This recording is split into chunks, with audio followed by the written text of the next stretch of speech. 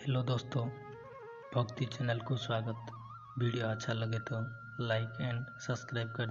श्री कृष्ण ने गीता में कहा है कि बुरे वक्त में धैर्य रखना चाहिए और अपने कर्तव्यों का पालन करना चाहिए।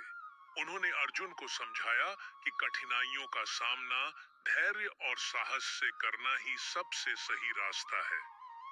यहाँ कुछ मुख्य बातें हैं जो श्री कृष्ण ने गीता में बताई हैं।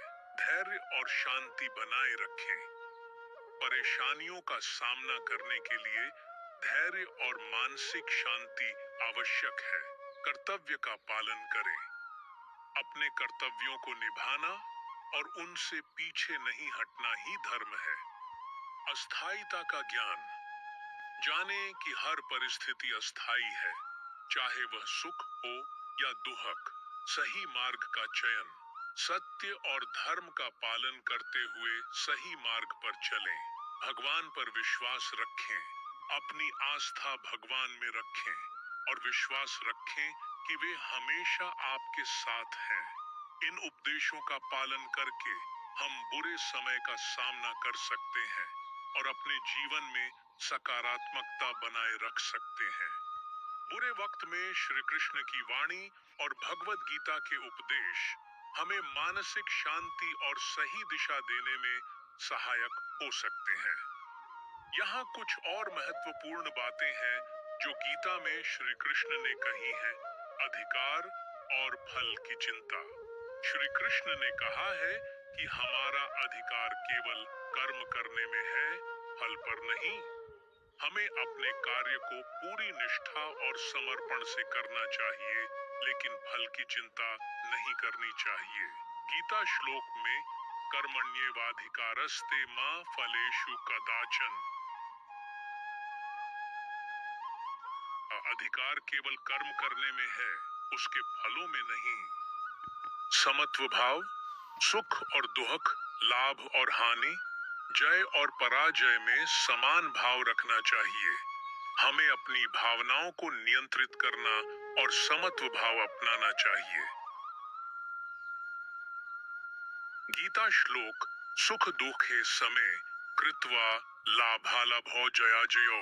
सुख दुख, लाभ हानि और जय पराजय को समान मानकर काम करें।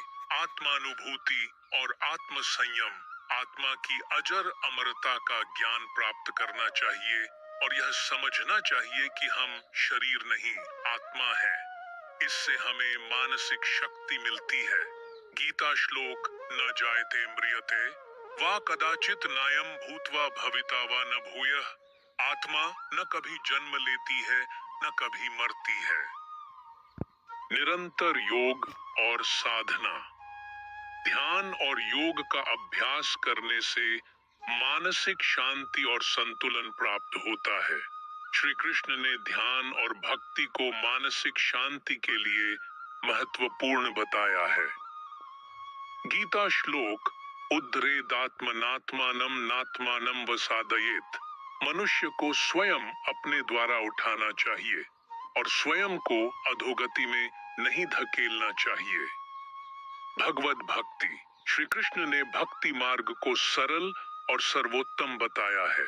भगवान में अपनी आस्था और भक्ति को बनाए रखें। गीता श्लोक अनन्याश्चिन्तयन्तो मां ये जनाः पर्युपासते तेषां नित्याभियुक्तानां योगक्षेमं वहाम्यहम्।